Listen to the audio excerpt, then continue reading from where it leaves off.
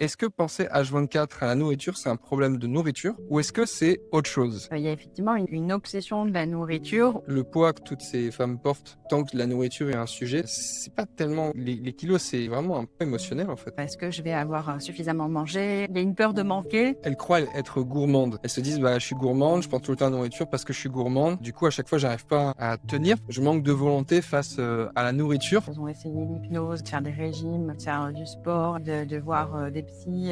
Elles ont tout essayé. Si la faim n'est pas le problème, manger n'est pas la solution. Notre cerveau, il est câblé pour assurer notre survie. Il va aller chercher les solutions les plus faciles et les plus rapides pour nous mettre en sécurité. Et c'est pour ça que la nourriture, qui fait partie des stratégies les plus faciles et les plus rapides à activer, est celle qui vient en priorité. Il y a quelques semaines, j'ai demandé à une femme qu'on a accompagnée comment elle allait. Aujourd'hui, elle va beaucoup mieux et quand je lui ai demandé dans quelle situation elle était et de quoi elle se souvient le plus comme étant le plus difficile pour elle avant qu'on l'accompagne, elle m'a dit quelque chose qu'on entend tout le temps et qui cesse jamais de me frapper. Elle m'a dit, je pensais tout le temps à la nourriture, je pensais H24 à la bouffe.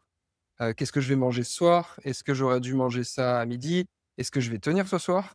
Et là, en faisant cet épisode aujourd'hui, finalement, je me rends compte que c'est quelque chose qui résume vraiment, les femmes qu'on accompagne, qui est le plus difficile de ce qu'elles vivent. Et cette femme-là, avant qu'on l'accompagne, elle était épuisée. Pas par le poids, mais finalement par le poids des pensées, de penser tout le temps à la nourriture H24. Donc aujourd'hui, avec Nadia, qui est coach au sein de l'équipe Kiné Coach Santé, on va décortiquer ensemble cette question. Est-ce que penser H24 à la nourriture, c'est un problème de nourriture ou est-ce que c'est autre chose? Du coup, Nadia, chez les femmes on accompagne, est-ce que, cette obsession des pensées autour de la nourriture, c'est quelque chose que tu rencontres souvent? Alors oui, effectivement, c'est extrêmement fréquent et c'est d'autant plus fréquent à l'entrée dans le parcours puisque forcément, en général, c'est la raison pour laquelle elles nous rejoignent. Il y a effectivement une obsession de la nourriture ou même quand elles ont mangé, il y a tout de suite cette question de est-ce que je vais avoir suffisamment mangé? Il y a une peur de manquer, tu vois? Et qu'est-ce que je vais manger au prochain repas? Est-ce que je vais avoir faim dans l'après-midi ou dans la journée, plus tard dans la journée? Donc ouais, c'est extrêmement présent et c'est un des sujets principaux qu'on accompagne, avec les clientes, quoi. D'ailleurs, il y a beaucoup de personnes qui nous disent qu'elles croient être gourmandes. Elles se disent: «Bah, je suis gourmande, je pense tout le temps à la nourriture parce que je suis gourmande» et du coup, à chaque fois, j'arrive pas à tenir. Je manque de volonté face, à la nourriture. Pour des personnes qui nous écouteraient et qui vivraient ça, comment est-ce que, selon toi, on pourrait les aider à comprendre que justement, c'est pas vraiment un problème de gourmandise ou de manque de volonté? C'est intéressant parce qu'effectivement, ça, c'est un point qui revient souvent aussi, un peu comme une fatalité, tu vois? C'est une croyance assez tenace de penser que, voilà, je suis gourmande donc c'est pas possible pour moi, je pourrais jamais, y arriver, je peux pas perdre du poids, quoi. Alors qu'en fait, c'est pas incompatible. On peut très bien, perdre du gras, on peut très bien avoir une alimentation équilibrée tout en étant gourmand, en fait. Parce que, la gourmandise, c'est vraiment différent de, l'excès alimentaire. Tu vois ce que je veux dire?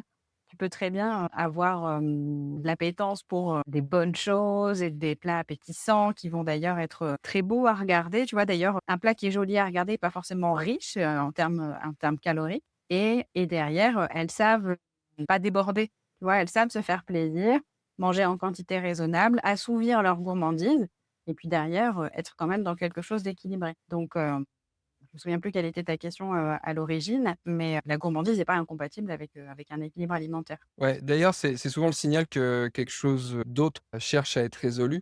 Souvent, nous, on dit, si la faim n'est pas le problème, manger n'est pas la solution et que finalement, par contre, la nourriture, manger, c'est devenu un peu la réponse, la solution par défaut et généralement, les personnes qu'on accompagne, avec qui on travaille, nous disent exactement ça. Ça prend une telle charge mentale en plus, de ma vie, de tous les jours. Ça crée une fatigue mentale, psychologique, même physique. En fait, elles sont fatiguées de penser plus que de manger. Et déjà la première chose, c'est probablement de réussir à nommer le problème.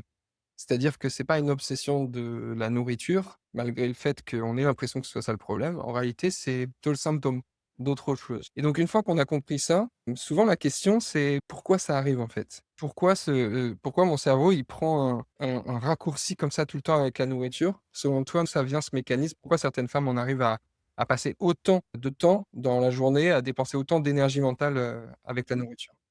C'est pas très compliqué en soi.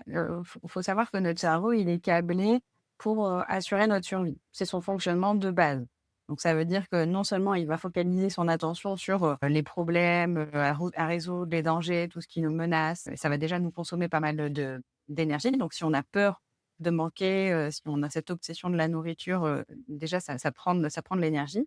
Mais, l'autre objectif de notre cerveau, c'est d'assurer notre survie en dépensant le moins d'énergie possible, et pour ça, il va aller chercher les solutions les plus faciles et les plus rapides pour nous mettre en sécurité, qu'elles soient effectives ou qu'elles soient réelles ou qu'elles soient cognitives, tu vois? Nous mettre en sécurité même émotionnelle, et c'est pour ça que la nourriture, qui fait partie des stratégies les plus faciles et les plus rapides à activer, est celle qui vient en priorité. Mais tout comme il en existe d'autres, hein, il n'y a pas que l'alimentation, il y a, tout ce qui est, les drogues, les réseaux sociaux, être sur son téléphone, tout ça, c'est des stratégies faciles et rapides. Le cerveau, il a intégré que, ça apportait un soulagement immédiat, et donc du coup, comme il veut préserver de l'énergie, il va aller chercher des choses faciles et rapides. Donc penser à la nourriture qui est une stratégie facile et rapide, quand on est sur un terrain, un environnement émotionnel qui est pas épanouissant, bah, forcément, c'est le cerveau, il focus là-dessus pour, nous comme un signal, en fait, pour nous dire: «Va dans cette direction-là parce que j'en ai besoin». Donc c'est un Ouais, signal, effectivement. ça me fait penser aussi que,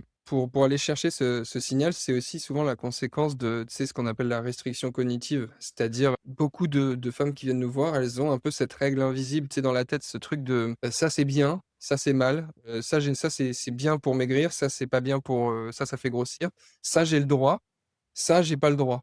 Et le «ça j'ai pas le droit», donc ça crée une restriction cognitive face à des aliments déclencheurs, de ces compulsions. Et paradoxalement, hein, interdire quelque chose dans sa tête, bah, c'est y penser, encore plus. Souvent l'exemple, c'est: «Ne pensez pas à un éléphant rose», bah, tout le monde qui écoute cet épisode voit un éléphant rose à ce moment-là, et le cerveau n'aime pas la négation. Et souvent, en fait, ce qui se passe, c'est qu'en début de journée, on commence motivé, on est assez restrictif, on se dit: «Ça, je vais pas craquer sur ça, je vais manger mes petits légumes, mes protéines et cetera». Et en fait, le soir, après la charge mentale du travail, des enfants et cetera, toute cette restriction de la journée, ça devient des pensées obsessionnelles encore plus, l'après-midi, le soir. Et donc forcément, il y a un moment, cette soupape, elle explose, en fait. D'ailleurs, c'est bien que tu le mentionnes parce que c'est souvent le soir, effectivement, que la majorité des clientes qu'on accompagne, ont de l'alimentation émotionnelle. Parce qu'effectivement, il y a eu toute cette pression de la journée, souvent couplée au fait qu'on ne s'autorise pas de micro-pauses, tu vois? Ne serait-ce que des micro-pauses dans une journée bien chargée, et quand on rentre à la maison, on n'a plus d'énergie. C'est souvent là qu'on se dit qu'on n'a plus de volonté d'ailleurs, alors que c'est pas un manque de volonté, c'est juste, un manque d'auto-soin.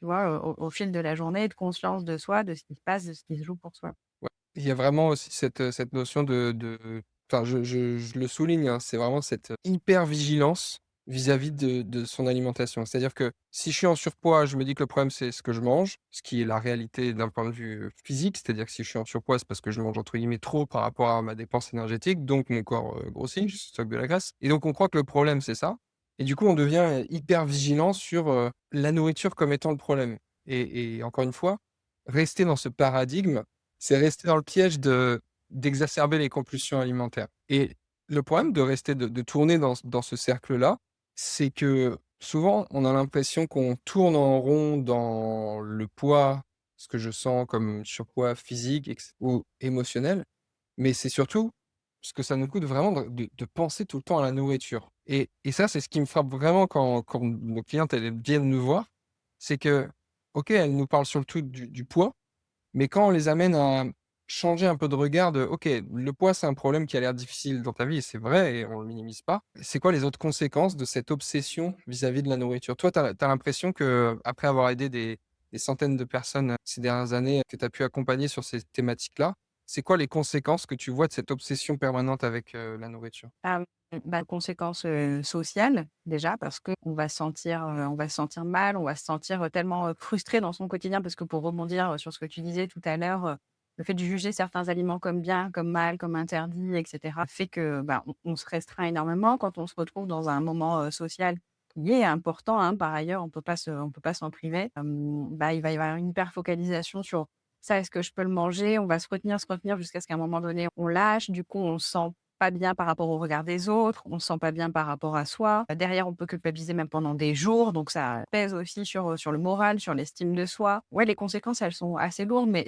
c'est celles-là les principales, quoi. C'est vraiment l'estime de soi, l'impact, social, et puis, le de penser tellement qu'à ça, qu'on se concentre pas sur les vrais sujets de sa vie et comment est-ce qu'on peut, s'épanouir, autrement? Comment est-ce qu'on peut se nourrir autrement, en fait? Voilà. D'ailleurs, hier, j'ai enregistré une interview avec une femme qui s'appelle, Béatrice qui je crois pas que c'est toi qui l'avais accompagnée, je crois que c'est Eléa avec qui, on travaille aussi, qui est coach chez nous et qui parlait exactement de ce que tu viens de mentionner là. C'est vraiment cet isolement social de je pouvais plus aller, à un resto sans me dire: «Mais qu'est-ce que je vais manger? Qu'est-ce que je vais prendre comme dessert?» ou alors je refuse certaines choses. On s'est dit qu'on mangeait ensemble, mais en fait, finalement, je vais annuler parce que j'ai peur de perdre le contrôle face à la nourriture ou alors de manger ce qui va me faire plaisir, mais juste de culpabiliser par rapport à ça et donc j'ai un peu l'impression que le poids que toutes ces femmes portent, tant que la nourriture est un sujet, c'est au-delà des kilos. C'est pas tellement, ouais, les kilos, c'est vraiment un poids émotionnel, en fait, hein. C'est ce qu'on appelle les kilos émotionnels un peu dans le jargon, c'est un terme qui revient beaucoup en ce moment. C'est vraiment, ouais, le poids de ces pensées omniprésentes avec la nourriture Qui et empêche ça qui empêche aussi, pleinement présent et de profiter de l'instant présent, en fait. Tu oui, du coup, je sais que tu imagines bien, mais, la libération que c'est pour les femmes qu'on accompagne quand, la nourriture est plus une obsession et qu'elles peuvent être là dans le moment, profiter de la conversation, profiter de la présence des autres, vivre le moment, échanger, sans être hyper focus et parfois même déconnecté de ce qui se passe parce que, voilà, il faut que tu penses à la nourriture. Tu es pas vraiment là, en fait. Tu es un peu un fantôme dans le moment et oui, c'est un poids émotionnel. moi, ce qui me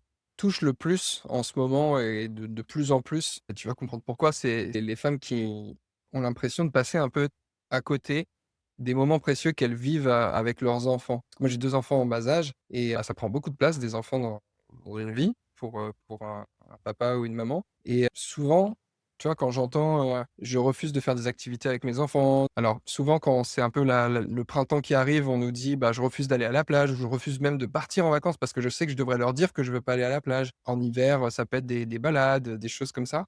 Parce que j'ai plus l'énergie, ça je c'est vraiment des choses qui me touchent et à chaque fois je me dis: «J'aimerais tellement faire comprendre à toutes ces personnes qui qui constatent qu'elles amputent les moments de qualité avec, leurs enfants, leur famille, que le problème n'est pas la nourriture, mais pourquoi la nourriture a autant de place et que tant qu'on continue à considérer que la nourriture est le problème, finalement on continue à passer à côté de moments précieux en fait, qui le seul truc qu'on peut pas rattraper c'est le temps quoi». Ça c'est quelque chose ouais, qui me touche beaucoup et que j'aime bien explorer, de toujours se rappeler de: «OK, est-ce que là, je suis en train de profiter pleinement de mes proches? Et sinon, bah, pourquoi?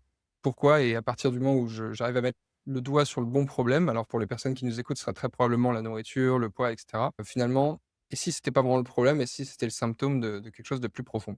Ce qui est assez inconfortable à chercher et à aller explorer seul et d'ailleurs, c'est pour ça que essayer de plus y penser, finalement, c'est ce qui empire les choses. Selon toi, Nadia, instinctivement, les femmes qui viennent nous voir, avant de considérer l'aspect émotionnel, hein, c'est ce qu'on fait dans nos accompagnements, elles essayent quoi pour, sortir de ça? Et pourquoi ça fonctionne pas jusqu'à maintenant? Elles ont tout essayé. En général, alors, à chaque fois que je leur pose la question en fin d'accompagnement de ce qu'elles ont essayé par le passé pour essayer de solutionner la raison pour laquelle elles sont rentrées, dans l'accompagnement avec nous, c'est tout. Elles ont essayé l'hypnose, elles ont essayé de faire des régimes, elles ont essayé de faire, du sport, elles ont, essayé de voir, des psys, elles ont tout, tout, tout essayé et à chaque fois que je leur pose la question: «Qu'est-ce qui t'a semblé manquer dans les différentes tentatives que tu as pu faire?»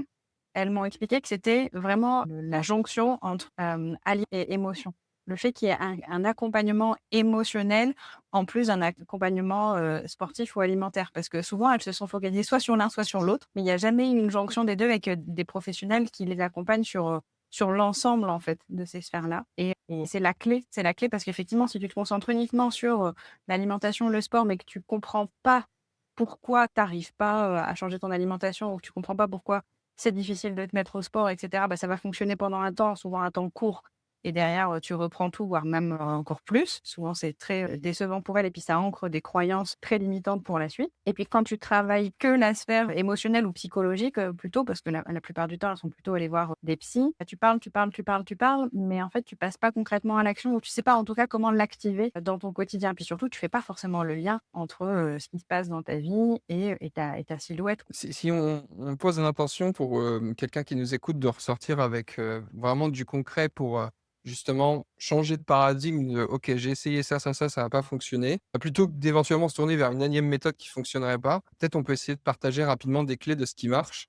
Toi, dans ton travail, dans les femmes que tu accompagnes et dans ce qui est mis en place avec l'équipe, à quel moment tu vois les pensées autour de la nourriture commencer à prendre moins de place? Ça prend moins de place quand en fait elles comprennent que c'est un symptôme. On l'a déjà évoqué tout à l'heure, quand elles comprennent que c'est un symptôme et puis surtout qu'elles commencent à se mettre en mode exploration pour comprendre, de quoi est-ce que c'est le symptôme? Parce que là, du coup, l'espace mental, il est concentré sur comment je vais vraiment dans ma vie, tu vois? Et plus sur, «Oh, qu'est-ce que j'ai mangé?» Non, non, j'ai compris que je vais vers la nourriture parce que je viens soulager des choses, parce que je viens apaiser des choses. Donc c'est quoi ces choses que j'ai besoin d'apaiser et comment est-ce que je vais les apaiser différemment? Tu vois? On reprend son pouvoir. L'énergie et l'espace mental, il est concentré sur, quelque chose qui est, durable, qui vraiment travaille sur notre bien-être au long terme et pas sur une gratification immédiate, un plaisir à assouvir sur le court terme qui va venir soulager un peu comme, une dose pour un drogué, tu vois? Mais qui derrière, solutionne pas le la «racine», du problème entre guillemets donc effectivement ça, les pensées, elles commencent à disparaître. Alors c'est pas non plus du jour au lendemain, ça commence à disparaître quand on focus le regard au bon endroit. Sur la racine, des symptômes. Alors, j'aimerais aussi qu'on peut-être on donne deux trois clés pour sortir du tu sais, du mode de pensée strict de: «Ça, c'est bien, ça, c'est mal», tu vois? Comment est-ce que toi, tu aborderais la question quand tu es face à une cliente qui, justement, tourne beaucoup dans: «Ça, j'ai le droit, ça, j'ai pas le droit»? Parce que ça, c'est peut-être quelque chose qui peut apporter, assez rapidement, tu vois, un apaisement, une forme d'apaisement, chez quelqu'un qui souffre de ça. Alors moi, je leur explique dès le début de l'accompagnement et puis après autant de fois que nécessaire, qu'il y a pas d'aliments, interdits, il y a que des aliments qui sont plus ou moins stratégiques par rapport à notre objectif. Et après derrière, je donne des exemples concrets pour illustrer parce que souvent quand, on se représente pas ce que ça veut dire, bah, on a du mal à comprendre. Quelqu'un qui veut prendre de la masse, par exemple, la loi physiologique étant la question, du bilan calorique, une personne qui veut prendre de la masse, il faut qu'elle ait qu'elle consomme plus de calories qu'elle n'en dépense et donc du coup, elle peut pas manger, manger, manger et dilater, son estomac à outrance. Donc elle est obligée de choisir des aliments qui sont stratégiques, c'est-à-dire qui ont pas beaucoup de volume alimentaire, mais qui ont une grosse densité calorique, tout en restant dans des aliments sains, bien évidemment. Et c'est pour ça que souvent on voit, les sportifs nous partager des super recettes sur les réseaux sociaux où ils vont, manger du beurre de cacahuète ou des oléagineux et cetera. Parce que c'est sain, c'est du bon gras et c'est des, aliments qui prennent pas beaucoup de place, mais qui ont une forte densité calorique. Donc ça sert leur objectif. Mais quand on veut perdre du gras, c'est l'inverse. On veut des aliments qui prennent de l'espace dans l'estomac pour qu'on se sente rassasié, qu'on n'ait pas la sensation d'avoir faim tout le temps, mais qui par contre ont une faible densité calorique. Et bah, là, dans ce cas de figure, les oléagineux, même si ça peut nous paraître, super, sain et ça l'est, bah, c'est pas stratégique. C'est quelque chose où il va falloir vraiment Il y a manger. peut-être une erreur qui est très souvent commise par des personnes qui viennent nous voir en disant: «Mais je ne comprends pas. Je mange sainement, je fais tout bien, je mets effectivement des noisettes, des noix, beurre d'oléagineux et cetera» et à chaque fois qu'on entend ça, on dit: «OK, en quelle quantité tu en mets?» parce que, oui, c'est sain, mais il faut que ce soit intégré dans un aspect technique qui respecte ton objectif. Alors, c'est marrant que ce soit toi qui parles de l'aspect technique parce que généralement, c'est plutôt ma spécialité et du coup, je vais prendre le contre-pied exprès. Je vais parler plutôt de l'aspect plus émotionnel dans le côté stratégique. Parce que je trouve ça effectivement très stratégique justement de mettre des aliments qui sont étiquetés, catalogués comme mauvais pour réussir à perdre du poids, pour atteindre ce fameux déficit calorique qui est une condition sine qua non pour déclencher une perte de graisse. Et en fait, j'ai volontairement défendre cette chose-là parce que j'y crois profondément et à chaque fois qu'on le met en place avec des clientes, on le voit. Dès lors qu'on fait tomber la restriction cognitive, j'en parlais il y a quelques instants, on fait tomber l'interdit, donc l'obsession avec ces aliments. C'est-à-dire que, bon, bien sûr, s'il y a des aliments sur lesquels si on mange, par exemple, un carré de chocolat, on ne peut pas se forcer, on ne peut pas se retenir de manger toute la tablette. Ça va être stratégique de s'en éloigner un peu, enfin complètement, pendant un peu de temps, quelques semaines et de le réintroduire dans des contextes qui sont sécurisants ou peut-être pas tout seul, dans des endroits autres que chez moi et cetera. Il y a plein de protocoles comme ça pour réintégrer des aliments déclencheurs. Mais à partir du moment où on est face à un aliment sur lequel on n'a pas de perte de contrôle, c'est-à-dire que je suis capable de manger un Kinder Bueno et de ne pas manger le deuxième et encore, 2 barres de plus et ben, au contraire, ça peut être très stratégique d'intégrer ces aliments qui, à première vue, sont très caloriques. On parlait de densité calorique, donc le nombre de calories pour 100 grammes d'un Kinder Bueno, c'est assez élevé. C'est à première vue quelque chose qui est pas fortement recommandé dans les régimes classiques et à l'inverse, si intégré de manière stratégique dans ma journée, si j'ai besoin de manger, 1 Kinder Bueno, par jour, enfin une barre de Kinder Bueno par jour, mais qu'à côté de ça, j'arrive justement à être très stratégique sur, des aliments qui vont favoriser ma perte de graisse. Au contraire, ça va faire partie de la stratégie que de ne pas s'interdire ces aliments-là et de justement les intégrer de manière intelligente pour ne pas avoir la sensation d'être dans une forme de restriction. Et ça, c'est une idée qui est très contre-intuitive pour, je pense, la quasi-totalité des personnes qui viennent nous voir et peut-être vous qui écoutez, cette conversation aujourd'hui, que souvent vous arrivez dans un mode, tout ou rien, bien, mal, on-off sur ce type d'aliments et vous culpabilisez d'avoir pris cette barre de Kinder Bueno et d'ailleurs, peut-être que tu peux développer ça, Nadia. Tu sais, souvent, nous, dans nos accompagnements, on leur demande de documenter dans ce qu'on appelle un journal alimentaire émotionnel. Ça, c'est quelque chose qui est issu des thérapies comportementales et cognitives qui fonctionne très bien pour retrouver une relation saine avec la nourriture. La première étape, c'est déjà d'avoir de la clarté sur concrètement quoi ça ressemble ma relation à la nourriture. Donc on leur demande de documenter les fois où elles ont la sensation de manger de manière émotionnelle. Et une question qui vient très rapidement, c'est: «OK, mais alors ça, c'est un craquage ou pas?» Et il y en a qui ne savent pas trop si manger cette barre de Kinder Bueno, je dois le considérer comme craquage. Du coup, peut-être tu peux leur expliquer ce que tu leur réponds quand on leur pose la question. Je pense que ça aidera beaucoup les personnes qui nous écoutent. Ben, déjà, c'est important vraiment de refaire un point sur la notion de craquage parce que, souvent les clientes dans l'accompagnement, elles font confondent craquage et alimentation émotionnelle. Or, l'alimentation émotionnelle, c'est pas uniquement du craquage. Ça se présente sous plein d'autres formes, différentes et c'est assez légitime effectivement, quand, on voit par exemple un carré de chocolat se répéter un petit peu tous les jours sur son journal alimentaire, de se dire: «Bah, est-ce que c'est de l'alimentation émotionnelle, ou non?» En fait, c'est important d'aller voir, le contexte et comment est-ce que je me sens par rapport à ça. Est-ce que, OK, je prends un carré, est-ce que ça me fait du bien? Est-ce que c'est un plaisir, conscient, choisi? Est-ce que je culpabilise derrière? Est-ce que je le mange parce que j'en ai envie et je sais m'arrêter? Ou est-ce que au contraire, c'est quelque chose qui est obsessionnel, je si j vraiment j'ai pas mon carré de chocolat, ça va pas du tout, je me sens mal derrière. D'ailleurs, c'est souvent plus qu'un carré, parce que j'arrive pas à m'arrêter. Bah, c'est important de regarder le contexte global. Si je prends une barre de Kinder Bueno et que, c'est, la seule que j'ai mangée, en 1 semaine, c'est très certainement pas de l'alimentation émotionnelle. C'est peut-être juste, voilà, un plaisir, conscient, choisi à un moment donné.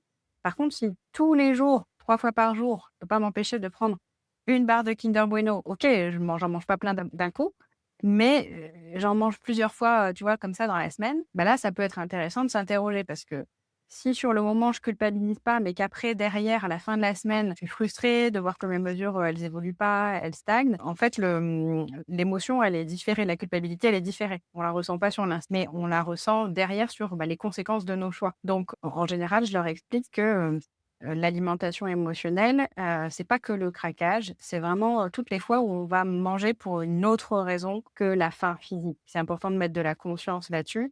C'est pas forcément toujours évident, hein. Ça demande justement, effectivement, comme tu le disais, de remplir ce journal-là, de voir à quelle fréquence ça se reproduit et puis de décortiquer, de se mettre vraiment en mode exploration de ce qui se passe pour soi grâce à ce journal-là. Mais c'est pas avec juste une fois un comportement qu'on peut en tirer des conclusions, tu vois? Ouais. J'insiste vraiment, hein, pour les personnes qui nous écoutent et qui ne connaîtraient pas ce qu'on appelle un journal alimentaire émotionnel qui pourrait s'appeler, autrement, parfois on l'appelle différemment. Déjà, c'est quelque chose de très facilement actionnable que vous pouvez faire. C'est vraiment de prendre un petit carnet ou une note dans votre téléphone et de noter les moments où vous avez la sensation que la nourriture prend de la place, que ce soit dans vos pensées, mais après dans le plus concret, quand vous allez manger. Des choses que vous allez regretter. C'est noter la date, l'heure, le contexte, donc c'est où, avec qui, suite à quoi, qu'est-ce qui s'est passé. Les pensées que vous entretenez à ce moment-là, donc je me suis dit que, telle personne me voulait du mal ou peu importe, mais quelles sont les pensées? Qu'est-ce qui vous est passé par la tête en termes de pensées? Si vous avez perdu le contrôle sur la nourriture à ce moment-là et éventuellement, si vous arrivez à les nommer, les émotions. Donc est-ce que c'est de la colère, de la tristesse et cetera? Et de prendre des données comme ça, c'est déjà comme mettre un coup de projecteur sur la réalité de ce qui se passe vraiment, entre guillemets, «dans votre tête» et quand j'ai plus de clarté sur ce qui se passe dans ma tête, les pensées que j'entretiens avec la nourriture et aussi le rapport concrètement de quand je vais me tourner vers la nourriture, les aliments réconfortants, qu'est-ce qui se passe, en fait? Dans quel contexte ça arrive? C'est déjà la première étape.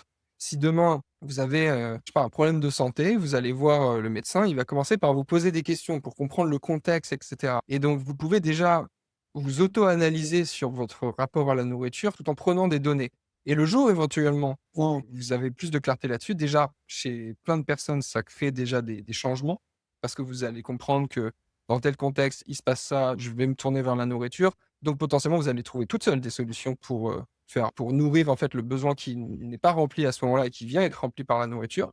Soit ça va être plus compliqué. Dans ce cas-là, il va falloir vous faire accompagner, que ce soit par nous, l'équipe Kiné Coach Santé ou d'autres.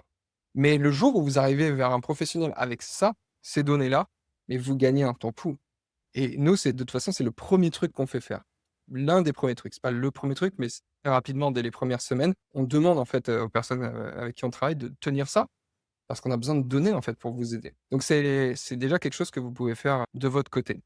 Donc, tu voulais rajouter quelque chose, Ouais, Nadia? il y a un truc qui me semble quand même important de rajouter, parce que, c'est un écueil que je rencontre, souvent, c'est, les élèves qui vont pas noter un choix alimentaire qu'elles ont eu parce qu'elles ont pas culpabilisé et elles se disent: «Ah bah ça va si je culpabilise pas, c'est pas de l'alimentation émotionnelle». Parfois, on peut comme ça passer à côté, de pourquoi les mesures elles stagnent ou elles évoluent pas et du coup, quand derrière on vient creuser, mais du coup, on a laissé passer quelques semaines avant de se rendre compte de ça, bah, on identifie que oui, en fait, il y en a plein des moments comme ça dans la semaine où je culpabilise pas et si ça arrive une fois de temps en temps, c'est OK. Mais si, 3 fois, 3-4 fois par jour, je mange des trucs sur lesquels je culpabilise pas, mais qui sont riches, bah, le résultat à la fin de la semaine, c'est que mon bilan calorique, il est trop riche et je me sens pas progresser et du coup, c'est là qu'arrive, la culpabilité. Donc ce que j'explique moi assez souvent, c'est attention, ne pas culpabiliser n'est pas, synonyme d'être aligné avec son objectif et c'est là où je rebondis sur ce que je disais tout à l'heure, par rapport aux aliments interdits ou qui n'existent pas, mais qu'il y a des aliments plus ou moins stratégiques.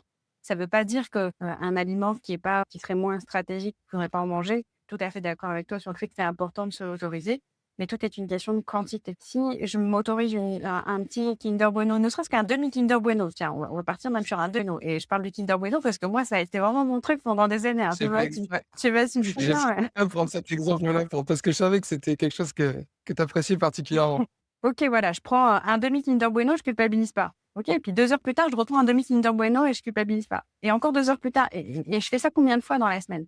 C'est pas parce que j'ai pas culpabilisé que va exploser mon budget calorique avec, tous les demi Kinder Bueno que j'ai mangés. Oui, mais d'ailleurs, ça me fait penser à quelque chose, c'est l'une des premières fois que je prends conscience de ça, je pense. Le but avec la nourriture, c'est pas d'arrêter de culpabiliser en mangeant des aliments qu'aujourd'hui on culpabilise de manger. Le but, c'est pas de se libérer de la culpabilité vis-à-vis de la nourriture.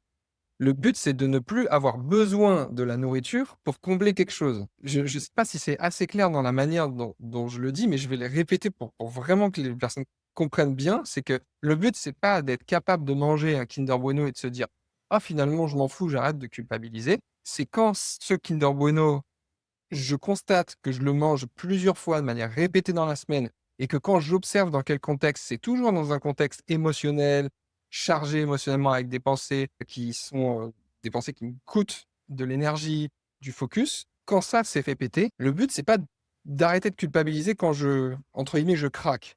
C'est de trouver un moyen que la nourriture ne soit plus le tampon émotionnel à ce qui crée de la charge mentale et qui me crée ces émotions inconfortables. Peut-être je peux prendre un petit exemple pour que ce soit plus concret. Imaginons que ça c'est très fréquent dans les personnes qu'on accompagne et j'ai une dispute dans mon couple. Je suis pas d'accord avec mon conjoint, ma conjointe. Au lieu d'exprimer et d'être capable de communiquer clairement, ce que j'ai envie de dire à ce moment-là parce que je n'y arrive pas, j'ai trop d'émotions et je garde tout pour moi. Je vais réprimer du coup les émotions que je n'arrive pas à exprimer avec mon conjoint. Du coup, ça va s'exprimer différemment à travers la nourriture. Bah, le but, c'est pas d'arrêter de culpabiliser quand ça s'est exprimé différemment. C'est d'être capable, dans ce contexte-là, par exemple, d'exprimer mes émotions différemment, de me sentir compris, et cetera, pour que je n'ai plus le fait de réprimer quelque chose à un instant T qui va venir s'exprimer sous une autre forme plus tard. Et c'est super important de conscientiser ça parce que malheureusement, je pense qu'il y a beaucoup même de professionnels qui n'ont même pas compris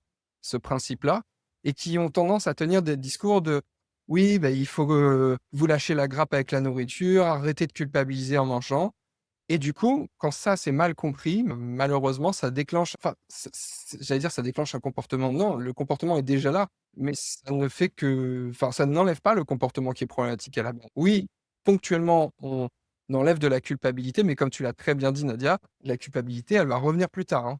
Si j'ai envie de perdre du poids dans ma vie et que ces 10 kilos, je les sens physiquement, dans mes vêtements, que ça m'empêche de faire des activités en famille et cetera, OK, sur le moment, je culpabilise plus quand je mange des aliments qu'avant je diabolisais, mais les 10 kilos, ils vont pas partir tout seuls. Ils vont partir le jour où la relation à l'alimentation se sera améliorée et que je n'aurai plus besoin de la nourriture pour combler une émotion forte. Je ne sais pas si c'était très clair dans la manière dont je l'ai dit, Ouais, c'était très mais clair et si tu me permets, je vais en rajouter un peu bien sûr, une couche aussi parce que c'est je vraiment t'en prie. super important et vu qu'on parlait aussi de symptômes tout à l'heure et cetera, je pense que le symptôme principal de cette croyance-là justement qui est que, en fait, le but ultime, c'est de plus culpabiliser. Le symptôme, c'est quand justement après on se retrouve sur la balance ou face au miroir et que, on porte un jugement sur soi, qu'on a vraiment un regard, de rejet, de haine de soi. Parce que oui, OK, c'est bien d'arrêter de culpabiliser par rapport à son alimentation, mais c'est pas, le but ultime, en fait. C'est pas là qu'il faut s'arrêter. Arrêter de culpabiliser par rapport à son alimentation, ça permet d'avoir de la bienveillance envers soi-même, d'arrêter de se juger, que souvent quand on culpabilise, c'est qu'on porte un jugement sur soi. Parce que le jugement, c'est une sentence, en fait, elle permet pas d'aller plus loin. Alors que si on culpabilise pas, ça permet de se dire: «OK, bon, j'ai eu ce comportement alimentaire, c'est pas stratégique, ça va très certainement pas m'aider dans mon objectif. Mais plutôt que de culpabiliser, je vais me poser la question de pourquoi il est là, ce comportement? Pourquoi j'ai mangé ce truc-là? D'où ça vient? Et derrière, on fait le travail qui manque, c'est-à-dire d'aller, encore une fois, trouver la racine et y répondre autrement, de sorte à ce qu'il y ait même plus le sujet de, «Je mange et je culpabilise pas». Enfin, c'est pareil, je sais pas si c'est très clair, mais tu vois ce que je veux dire ou pas? Complètement. Parce que ça, c'est vraiment très, très, très fréquent. Combien de fois, j'ai eu des élèves qui me disent: «Mais je comprends pas, en fait, ça y est, je culpabilise plus quand je mange et pourtant il se passe rien». Mais parce que, c'est le travail n'est pas fini, il n'est pas fini. J'arrête de culpabiliser pour ouvrir la porte à l'exploration et sortir du jugement. C'est ça le plus important, en fait. Ouais, bien sûr. Bah, merci, pour toutes ces précisions et merci pour, tout ce que tu as pu partager aujourd'hui, Nadia.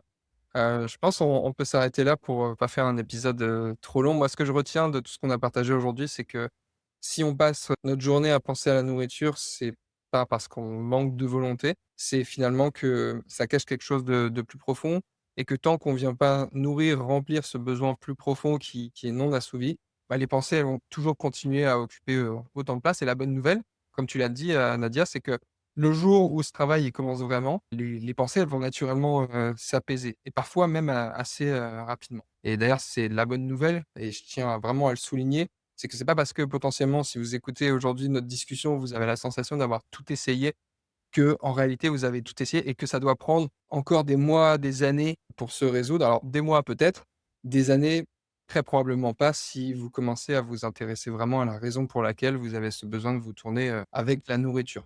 Donc si tout ça, ça vous a parlé, c'est important aussi qu'on vous partage le fait que dans la manière dont on travaille chez Kinécoach Santé, la première étape, ce qu'on fait, c'est qu'on offre des bilans offerts à toute personne qui a envie de comprendre plus en détail comment on travaille et l'objectif de ce bilan, c'est de faire un état des lieux de votre relation à l'alimentation pour comprendre en fait où est-ce que ça bloque et concrètement, par rapport à tout ce que vous avez essayé, sur quoi vous avez besoin d'agir. C'est ce qu'on appelle chez nous des sessions de clarté émotionnelle. C'est des rendez-vous qui durent 45 minutes, 1 heure avec, un ou une coach de l'équipe. Ce sont des rendez-vous qui sont gratuits évidemment et il y a pas d'engagement et l'objectif, c'est voilà, de faire un point avec, une coach pour comprendre, bah, concrètement dans quelle mesure éventuellement notre méthode, elle peut vous convenir. Mais si notre méthode, elle ne vous convient pas, bien évidemment, on ne vous proposera rien, mais on sera peut-être en mesure de vous rediriger vers quelque chose qui vous aidera peut-être mieux que nous et donc la première étape, c'est déjà de faire, un point. Donc pour ça, vous trouvez un lien dans la description.